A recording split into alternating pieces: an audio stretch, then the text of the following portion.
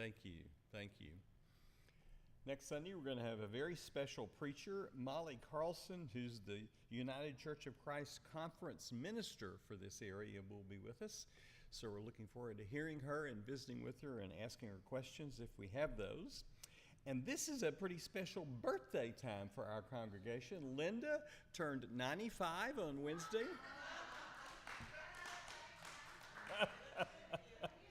And Ayla's 39 again, so everybody's going good. So let's sing happy birthday. Happy birthday to you. Happy birthday to you. Happy birthday, everybody. Happy birthday to you. What fun. Does anyone else have announcements that we need to share with each other? Okay. Our call to worship. Is that going to be on? Good deal. So, would you read our call to worship with me? Celebration on the Lake United Church of Christ stands as a bold and faithful witness to the inclusive love of Christ. We are committed to the values that shape us and the missions that propel us forward. We remember who we are and who God calls us to be, a church of extravagant grace, welcoming all people with love, value, and affirmation through radical inclusiveness, celebrating every identity as a sacred reflection of God with relentless compassion, serving with justice, empathy, and mercy, and with a vibrant faith full of joy, growth, worship, and action. We are a progressive and prophetic voice, listening and knowing that God is still speaking. We are transforming the world with love, shaping a future where all can thrive. Wonderful way to start the service. So our first hymn this morning is my favorite hymn, Be Thou My Vision. Would you be standing if you can?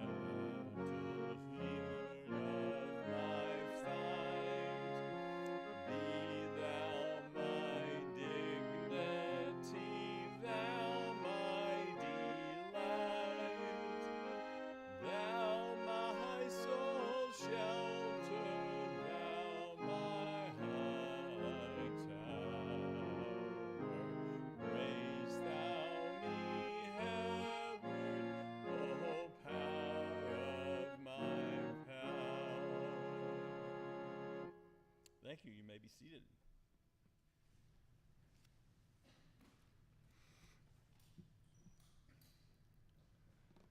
Our scripture this morning, let's read the scripture. Yeah, there you go. Comes from the Gospel of Matthew, and this is from the Message. When he finally arrives, blazing in beauty and all his angels with him, the Son of Man will take his place on this glorious throne. Then all the nations will be arranged before him, and he will sort the people out, much as a shepherd sorts out sheep and goats, putting sheep to his right and goats to his left. Then the king will say to those on his right, 'Enter, you who are blessed by my Father. Take what's coming to you in this kingdom. It's been ready for you since the world's foundation, and here's why. I was hungry, and you fed me. I was thirsty, and you gave me drink. I was homeless, and you gave me a room. I was shivering, and you gave me clothes. I was sick, and you stopped by to visit. I was in prison, and you came to me.' Then those sheep are going to say, 'Master, what are you talking about? When do we ever see you hungry and feed you, thirsty and give you a drink? And when did we ever see you sick or in prison and come to you?' Then the king will say, 'I'm telling you the solemn truth. Whenever you did one of these things to someone overlooked or ignored, that was me. You did it to me.' Then he will turn to the goats, the ones on his left, and say, 'Get out, you worthless goats. You are good for nothing but the fires of hell.' And why? Because I was hungry and you gave me no meal. I was thirsty and you gave me no drink. I was homeless and you gave me no bed. I was shivering and you gave me no clothes. Sick and in prison and you never visited me.' Then the goats are going to say, 'Master, what are you talking about? When did we ever see you hungry or thirsty or homeless or shivering or sick or in prison and didn't help?' He will answer them, 'I'm telling you the solemn truth. Whenever you fail to do one of these things to someone who is being overlooked or ignored, that was me. You failed to do it for me.' Then those goats will be herded to the eternal doom, but the sheep to their eternal reward." This is the word of the Lord. Thanks be to God. Well, this morning we're going to hear about a ministry of sheep, wonderful sheep, at the Help Center in Athens, the Henderson County Help Center. And we're going to hear that from their executive director. Let me find my notes here.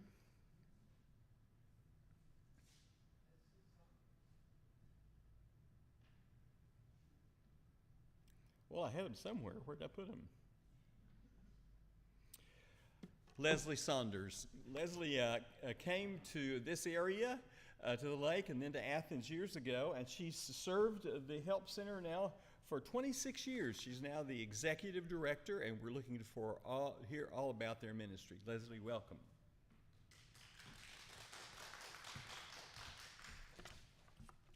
Those passages really hit home, so thank you for that. That really hit home. So, as Eston said, my name's Leslie Saunders, and I'm the Chief Executive Officer at the Henderson County Help Center.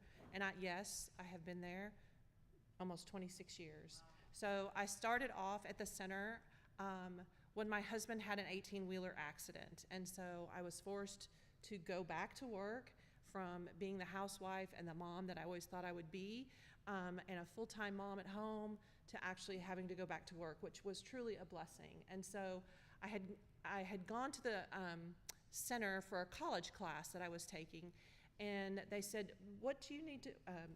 The college class asked, "What are services in our community? Where can families go to find services in our community?" And I just happened to stumble on the Help Center, and so I went in, and there was a lovely gentleman at the window, and I said, "I'm here to ask questions about what the Help Center does." And he said, "Well, we do all kinds of things, but really we're here to help." And that is their true mission, or that's our true mission still today. And so I was working at a daycare at the time. As I said, I had to go back to work. I was working at a daycare as a director at the daycare.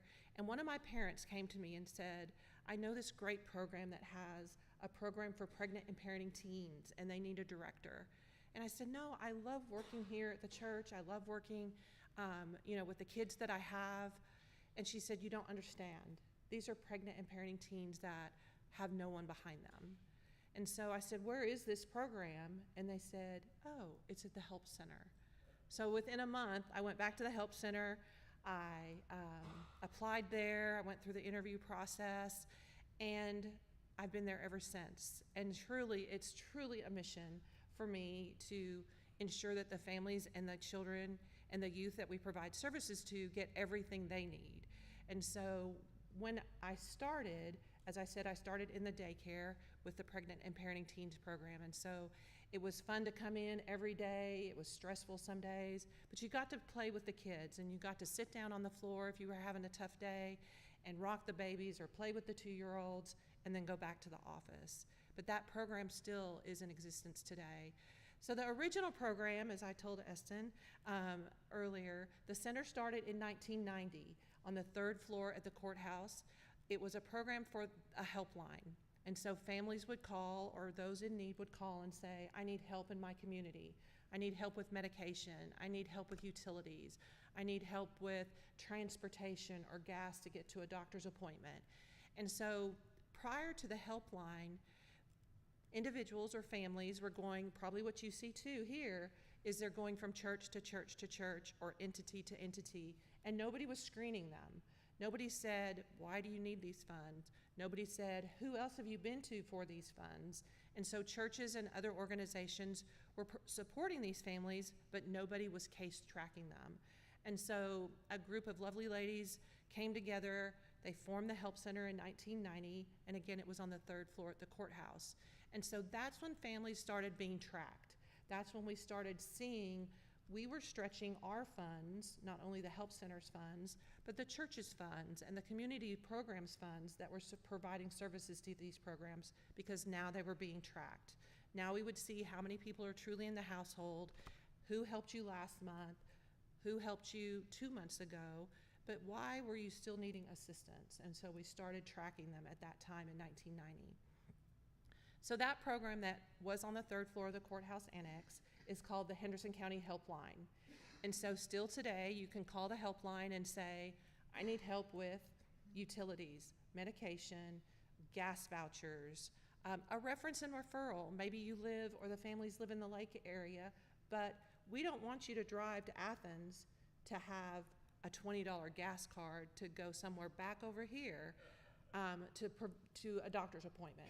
And so now you can apply online, number one, so all those applications can be done online so you don't have to drive over, or the families don't have to drive over, or you can still come into the office and get that assistance. But we want to be where families can come to us and get the easiest part of the services they need. I don't want you driving from the lake if you're coming back over to the lake to get assistance. So we made sure that those families could get assistance online. You do that application online, everything's done online. We get the driver's license, we get the utility bill, we get the prescription if it's a prescription, and then we send a voucher to that entity for help with the utility or help with that prescription. And so that way families don't have to come in to us, they can stay at home and fill out that application. But there's a lot of times families don't know who to call. And so if you're familiar with 211, as Linda is, you can call 211. And for the East Texas County regions of 14 counties from the East Texas Council of Governments, that phone number is answered in Tyler from the United Way of Smith County. And so if you need help with 211 or help with anything from A to Z, I mean, you would be shocked at the things we hear. But if you need anything from A to Z, rental, assistance, utilities, help for a parent that maybe that daughter doesn't live in this area, but they could still call 211 and say, I need help in Henderson County, you're going to end up getting the Henderson County Help Center's phone number. And so we provide that reference and referral service for Henderson County through 211. There are times when we'll have families call and they've called 211 and they say, I need help in the Chandler area, or I need help in the 7 Points area. We're going to refer them to support services in that area before we say, hey, we don't have anything of reference and referral for that area or for that item you're asking for. Come on into Athens and let's see how we can assist you. But if we can find something in their area through the helpline, we want them to stay in their home area because they're familiar with it. So for the helpline last year, and our fiscal year runs from September 1 to August 31st. So through the helpline, and this is only the helpline program, we have a lot of other partner agencies that we work with. TXU, Atmos Energy, Trinity Valley Electric, several water companies that we provide services for. We do the screening for them, and then they provide the funds back to us. So through the helpline last year, we provided 644 families direct emergency financial assistance, 708 children, 919 adults, for a total of 2,271 individuals that came to us, and that's only for emergency, for emergency financial assistance. That doesn't include the hundreds of calls that we get a month for just the reference and referral service of, hey, can you tell me where I can get X, Y, and Z in my community? Or I need help with clothing or food. Can you tell me where I can get that in my community? So that only is for emergency financial assistance. 94 of those families came from the East End or the Chandler-Brownsboro area. 248 families came from the West End or the Cedar Creek Lake area, and 284 came from Athens. Over 60% of our families that we serve in whatever program we have come from the lake area or come from the west end of the county. We served 9 homeless families as well. But for a total cost, and again, we have a lot of partner agencies that we work through either a portal or they send us a lump sum quarterly that we can provide services for emergency financial assistance. So we provided $131,000 worth of emergency financial assistance last year from September through August. Again, we have a lot of help from Salvation Army, the Athens Service Unit, Atmos Energy, City of Athens, TXU, Trinity Valley Electric, and then I have a private foundation that helps us as well. We also were just funded, we got a $50,000 grant for emergency financial assistance from one of the water departments in our area as well. So that'll go towards their clients. When I talk about the Trinity Valley or the TXU funds, those only go to families that have Trinity Valley Electric or TXU. Or again, with Atmos, if they have Atmos, those go directly to those families that have Atmos. So that's our original program. It's still going very strong. We had a lot of families that during the COVID timeframe that were scared to come into the office just because of getting out. And so that's why we started the program online. And so again, if you have families that come here to the church, or you know somebody that is in this area, they can't make it out, maybe they're homebound, they have a family member that's homebound, let them know about the helpline and that we can assist them online through that program, and they don't have to leave their home to do that. So we have several other very large programs within the Help Center as well. Of course, the helpline is one of our biggest that gives right back to the community. We don't have any administrative fees that come into that helpline, so everything that we get in through a donation or for the helpline goes straight back out. There are no administrative fees that we have for that program. But our second biggest program is called Maggie's House Child Advocacy Center. And Maggie's House provides services to children from the ages of 3 to 18 or adults that might have a disability and are at a child's level. And so that we would have a specially trained forensic interviewer to interview that adult in a child manner or that child as well. And through Maggie's House, we provide the initial forensic interview.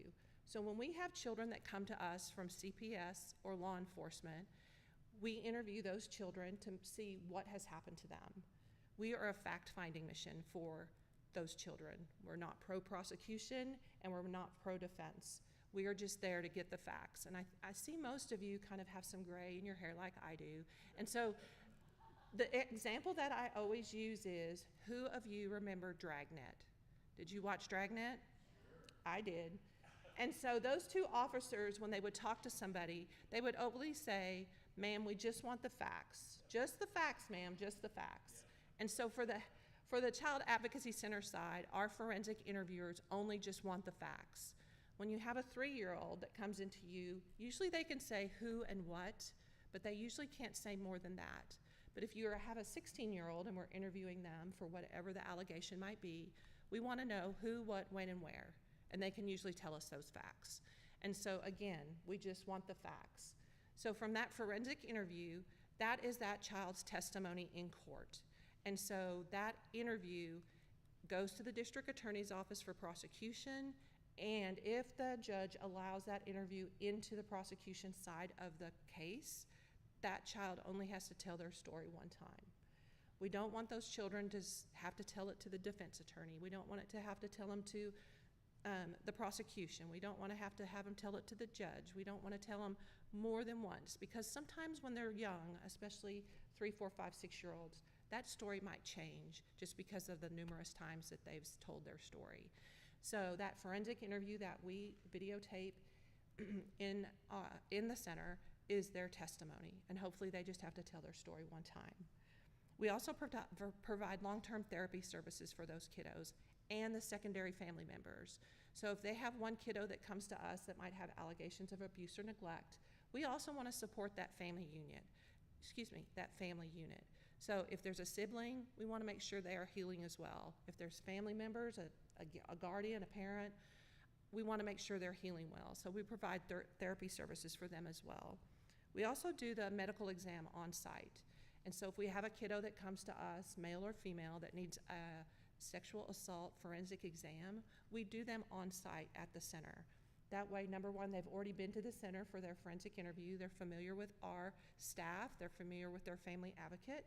And so it's just a very ease to get them to come back for that medical exam.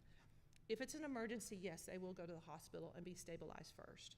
But we do that medical exam on site with a child-friendly environment and with a sexual assault forensic nurse examiner that is geared to doing that for pediatrics. And so we provide that on site for those kiddos.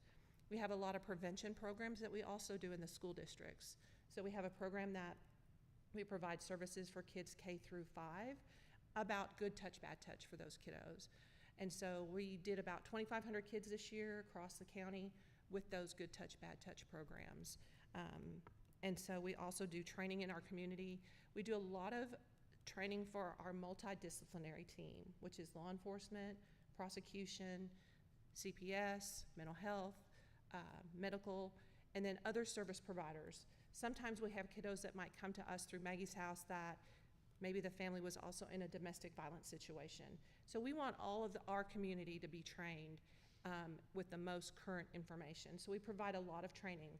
For you that might have voted this year at the Legacy Center, that is our training facility. And so the Legacy Center sits right next to our building. We built it, number one, because we were out of room, but we needed a bigger space to train our team. And so we created that building to train our team. It holds about 250 people. And so there are times that building is full with people that are coming in to be trained.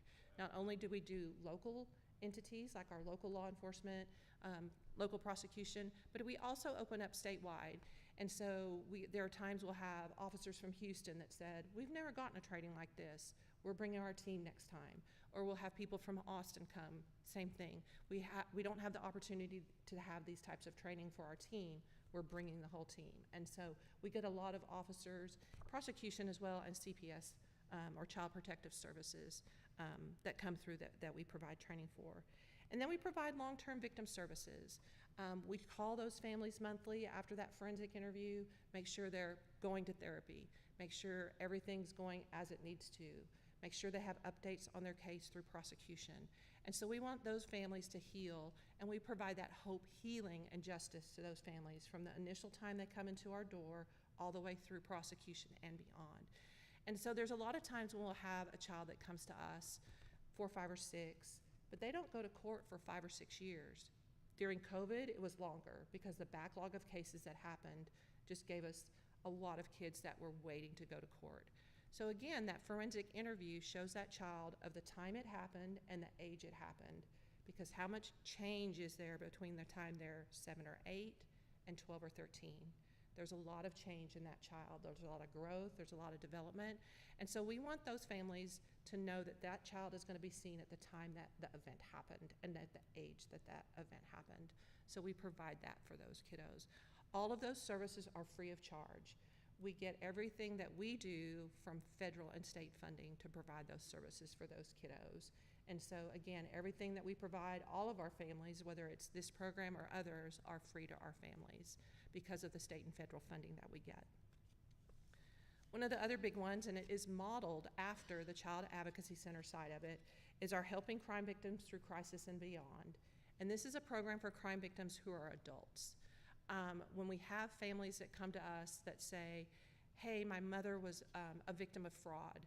There's a lot of times we have a family member say, hey, I've got somebody that I know that was a victim of fraud. We provide services from fraud or a hot check or a theft all the way to homicide. And so when we have those families that come to us, we use the same model, as I said, for kind of the Child Advocacy Center side. That's what it was modeled after. And so we provide, number one, we want to make sure that they get a law enforcement report. And so if they haven't done a law enforcement report, we want them to. We can still provide services for them if they don't have a law enforcement report and they just say they're a victim. We'll still continue to provide services. When we have cases that are a little rougher, or a priority 1 as we call it, where it's a homicide or it's a murder or it's a domestic violence situation or a sexual assault, we send our staff to them. So if law enforcement calls us and says, hey, I've got a family that has a homicide situation, we'll go out and provide that hope and healing for those family members, where again, law enforcement can go out and get their facts. They are not fuzzy and friendly when it comes to hugging and giving a hug. They want to get, just as I said, they want to get those facts. So law enforcement's on the scene to get the facts, stabilize the situation, and we provide that emotional support for those family members from, as I said, from anything from homicide down. But we get called out, the Sheriff's Department calls us out, and several of the law enforcement municipalities will call us out and say, hey, we've got a situation, can you send a team? And so our teams go out. They always have to be a team of 2. They can't go out by themselves. It's a team of 2 that goes out and provides that emotional support. So from that time, we get the initial case, whether it's just a fraud case or it's a homicide. Again, we provide that long-term support. We provide counseling for them. We provide court accompaniment for them. We provide that law enforcement interview, especially if it's a sexual assault. The next day, within 72 hours or so, they want to have that sexual assault interview with that victim. And so they are, by law, by statute, they have to have or are allowed to have a family advocate with them. And so we provide that advocacy with them. And then that advocate follows them through the court process until, again, prosecution. What we saw when we wrote this grant, and this grant is funded by the Victims of Crime Act, which is a federal fund, what we saw was 60%, almost 65% of families or victims did not receive services. Number one, because there was no perpetrator arrested.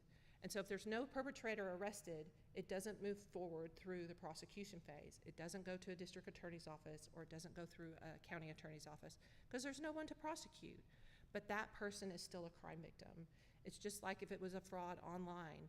We're never going to get somebody from the Ukraine that frauded that person, but that person is still a crime victim. And so we were passionate about saying one crime victim, no matter who it is, we will provide services for as long as they need it.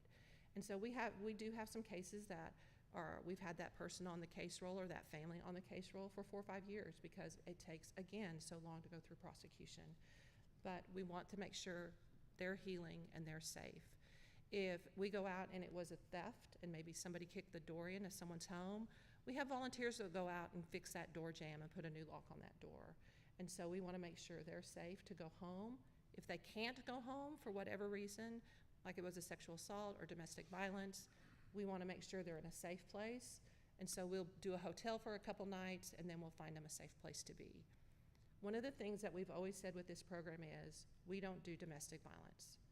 We have several programs in our community that do domestic violence.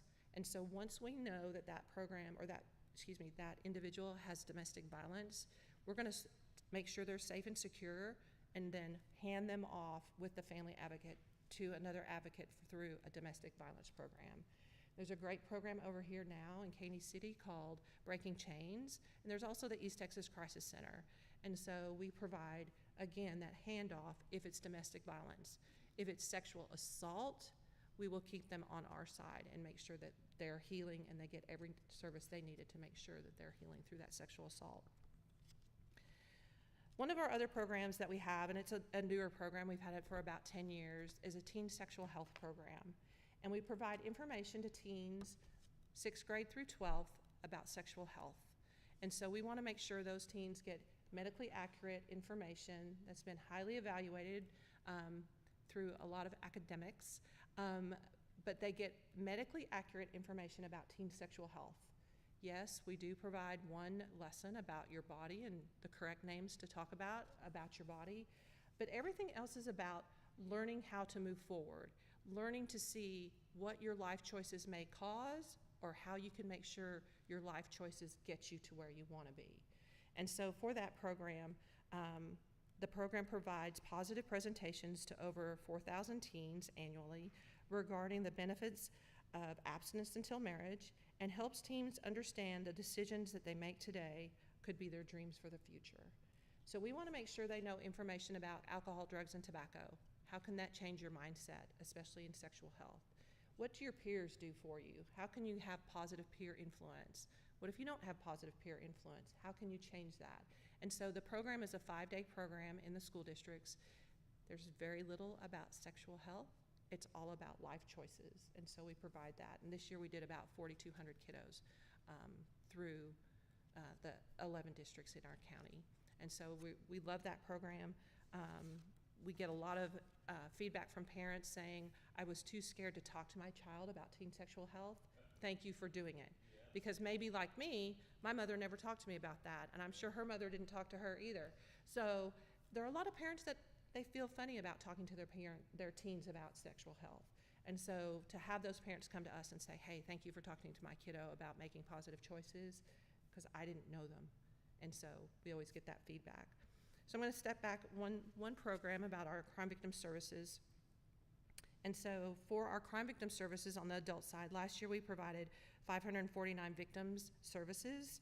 But then when you talk about services, that could be counseling, medical, advocacy, reference and referral through the helpline. We provided 6,962 services to those families. Court accompaniment, I mean, they all add up. And then through Maggie's House, the Child Advocacy Center, we provided 382 children with forensic interviews. We did 549 mental health sessions, and we did 42 sexual assault nurse exams. And so again, that was all provided on site at the center. I know Eston was on the board many years ago, before me, I think, but we have grown. We started off, as I said, on the 3rd floor in one office at the courthouse. We now have about 20,000 square feet, just a couple blocks off the square at Athens, and we're unfortunately not going to go out of business. I hate to say that, but the need is growing, and so the tougher the times, the more families that we see. So when I started, we had 6 people on staff. Right now I have almost 20 people on staff, full-time employed FTEs, and I have 22 contract staff. And so they provide therapy services, teen sexual health, some finance side, but we almost have 40 staff, so it's growing. So, yes? Under that teen sexual health program, Yes. do you address teen pregnancy? Because there's a lot of that in Henderson County. We do provide information about teen pregnancy, and that's one of the reasons we like the abstinence before marriage, to stay that way. But if we have kiddos that come to us that are pregnant or parenting, we have a program for that inside that, and so we pull them out of the classroom from everybody else and provide long-term services for them. If they're pregnant, we want to make sure they have every need or everything they need to have a positive delivery. If they are together as a couple, we want to see them as a couple. If they are not as a couple, we'll see the dad on one side and the mom on another side, and we give them that information. But they do get sexual health information. Do we talk about contraception? No, that's something we don't talk about. We always say, would you rather talk to your nurse or your family about contraception, because we don't know what that family's belief is, so we put it back on the parent for that. I've got some kiddos right now in Maybank, and I love going to see them, but I have a mom and a dad together, and then I have a dad separately because mom goes to a different campus or different district, so we do provide that information to them. So, what else? That's a lot. Sorry, Eston only said 10 minutes, but yes. The first time I heard about the help center, I was on a jury Oh, jeez. for a fellow that was a step-grandfather and had molested 2 Mhm. different children. Uh-huh. And after he pled guilty because he knew we were going to find him guilty, someone came and talked to the jury and told us about your Mhm. advocacy, your care for those 2 kiddos. And I was like, I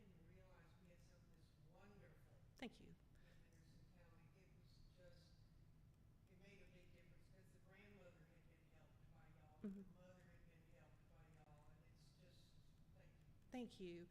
Also, through the Helping Crime Victims Through Crisis and Beyond, we also go into the jury afterwards, after everybody's done. And if those jurors need assistance with therapy because of what they've heard or seen at the jury level, we provide that assistance to them as well. Yes? What is your online address? www.thehelpcenter.org. The, THEHELP, center.org. Aren't you gonna give us some brochures or something? Is that out on there? Yes, there are brochures out on the front table where the headphones are. And so, number one, for you guys, if somebody comes and needs assistance, but they're out there for you to take as well. So I'll leave those. Yes? Talk about your staff in Athens. Do you also have volunteer staff? We do have volunteer staff as well, or volunteers that come in. There's a lot of times on the crime victim side, we might need a meal for a family. There are times that we need blankets for a kiddo. So when those kiddos come to us and they have that medical exam, we want to give them a blanket, number one, to put over them during the exam, and then they get to take it home with them. So they have that security going home. When we were in the Royal Street building, it was a long, straight, like shotgun building. And my office was at the very end in like a cubby. I mean, we didn't have any room. It was just a little cubby. And so when those kids came through and told their story through the Child Advocacy Center side, at that time we had one staff that did all of it, all but the therapy and the medical part. But she did the advocacy, she did the reference and referral, she did the forensic interviews, she did everything. But those kiddos would come to the closet right next to my office and shoplift, is what we always call it. But after the interview, they get to go and they get to get a toy, whether it's a stuffed bear or it's a journal and pencils for a young teenage girl, or it's a football for a boy. They get to shop. So we always need stuff like that, but we always have things for volunteers to do as well. Yes. All right. Any other questions? Other questions? Anything else? You sure? Yeah. Okay. Thank you. Well, I think you see why I invited Leslie to share with us today. And you're such an articulate spokesperson. Thank you. Really, Thank you. really. Thank you. You bet. Thank you. You All want right. to go sit out there? Yes, I'll sit. You know, and when Jesus said, when you served the least of these, you served me. So Jesus has showed up a lot in Athens and has been receiving the help that he needs through those who we call the least of them. So I know you're as impressed as I am with the breadth of programs. I mean, they even train, people who provide services like policemen and all. And Lord knows those folks have such terrible, difficult jobs. And I'd never heard about the services to a jury. How many of you have been on a jury in which I never wish I heard any of that? And so they will be available for jurors to talk through their feelings about what they've been through. So I'm impressed. So, yes, ma'am.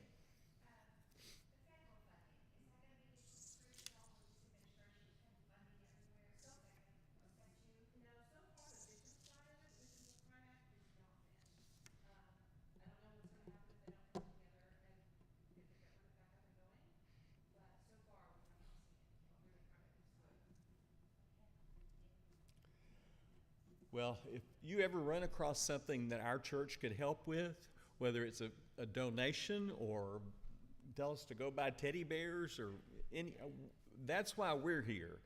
Just like you're here to serve, we're here to serve too. So if you see a way we can help, please don't hesitate to call us. We'd love to hear from you. And thanks again for being here. Okay, now we get to sing again. We're going to sing My Faith Looks Up to Thee. Would you be standing, if you can, as we sing?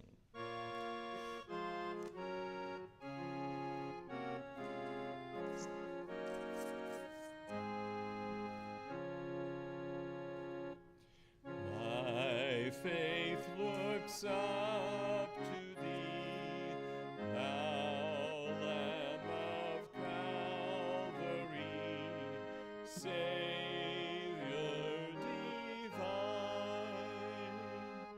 Now hear me while I pray, take all my guilt away. Oh, let me from this day be wholly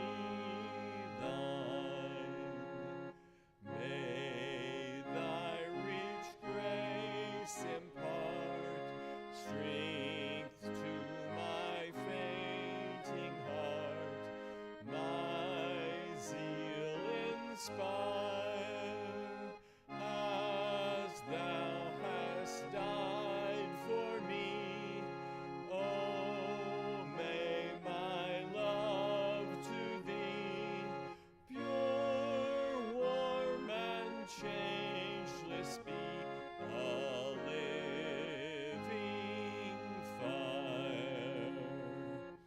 When in life's strands his dream, when death's cold sullen stream shall o'er me roll, blessed Savior, then in love, fear and distrust remove.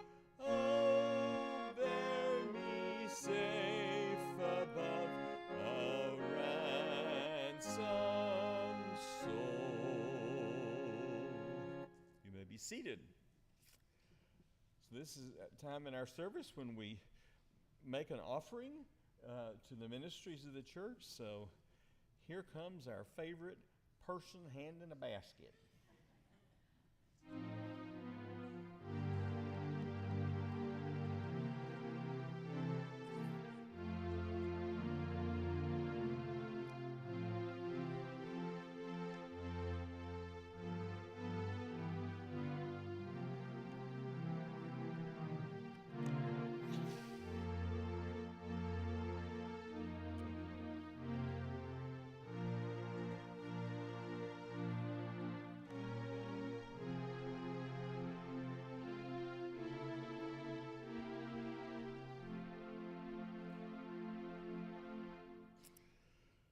This is a time when we share our prayers for folks who need special attention, or those, are there people you'd like for us to remember? Yes, ma'am. I'm a prayer of thanksgiving for Pat.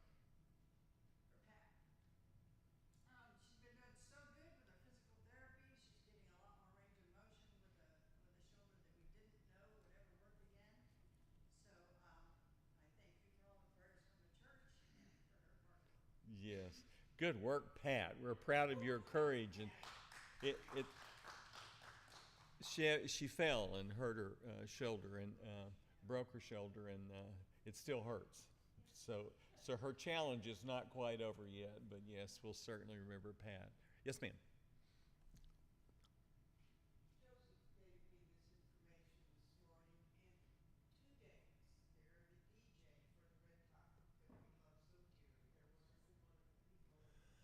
wonderful, wonderful people. They're going through a really hard time right now. They're named for the fact that they have great names, and one of them passed a week ago. No. And then John's son, who is around 40 and is mentally disabled, is in the hospital, and we're not sure what's wrong with him. So we just need to keep John and CK in our prayers for what they're going through. Thank you, John and CK. Good. Are there others? All right, then I want you to share with me a new version of the Lord's Prayer. We're so familiar with the one we say forever, but Francis McNabb has reinterpreted it for us. Okay, we're ready. Would you read it with me? Good, caring presence within us, around us, and above us. Hold us in a sense of mystery and wonder. Let the fullness of your goodness be within us and around us. Let all the world know your ways of caring and generosity.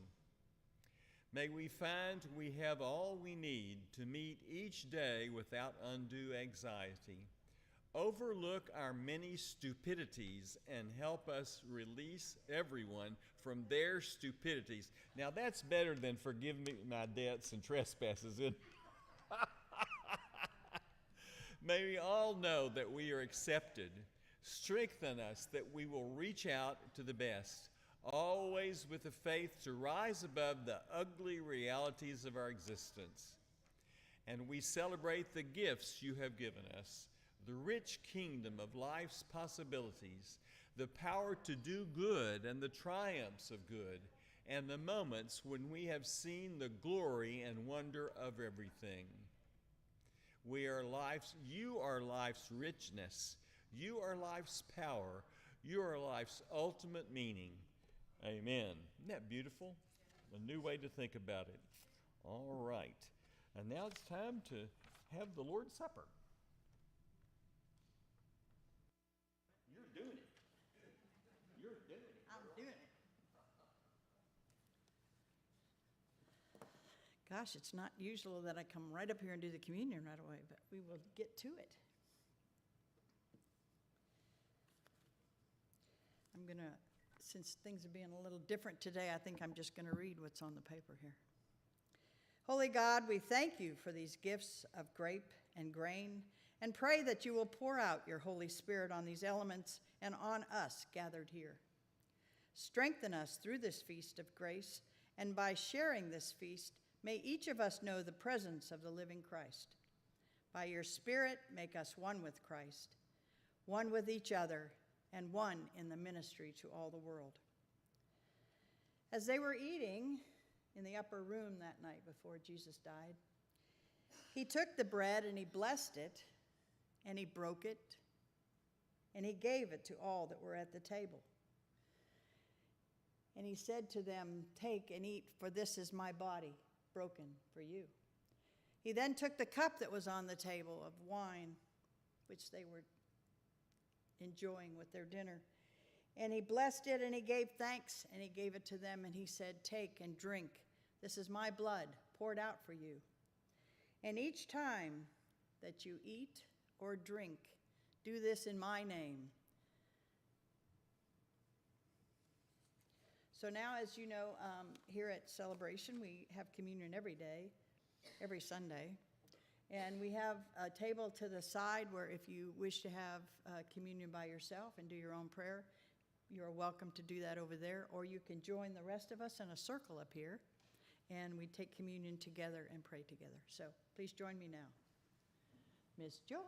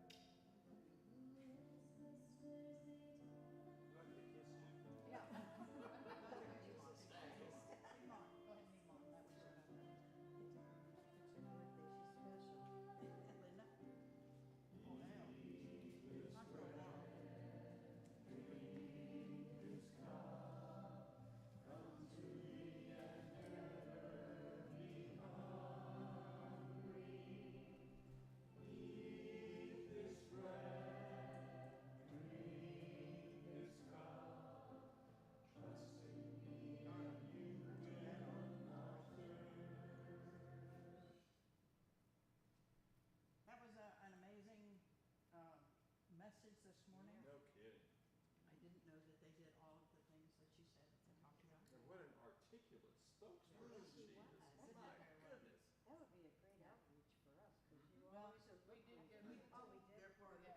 We'll talk about it in outreach. Are they part of Yeah. that? Given before. Oh, But they never passed their word. We'll talk about it in outreach.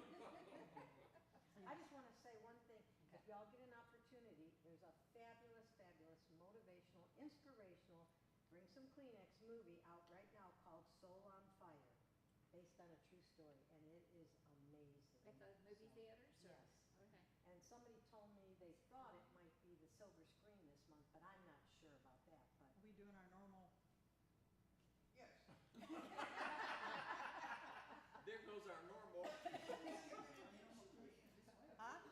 benediction? No, you didn't say anything. I just started talking about the movie.